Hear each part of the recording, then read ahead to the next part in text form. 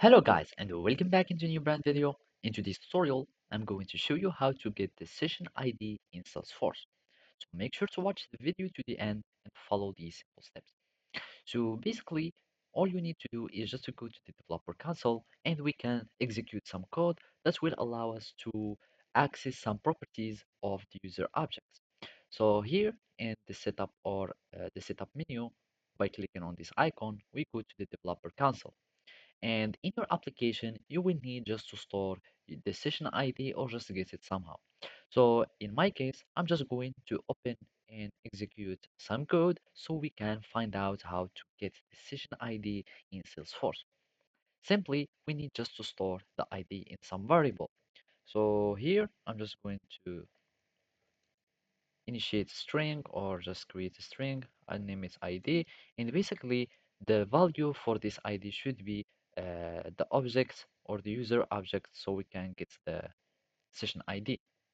So the object is as follow. You will need just to type user info, and after that you will need just to access or get the user or the session ID.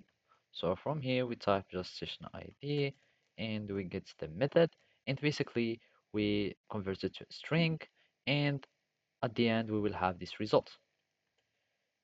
And like that.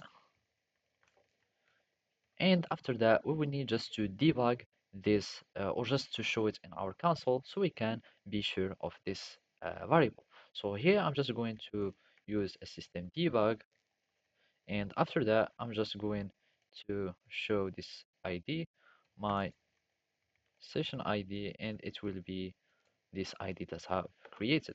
So here I'm just going to execute the code and check the logs, and basically we will have the logs here and we can look at them, and we want only the debugged info, and as you can see this is the session ID.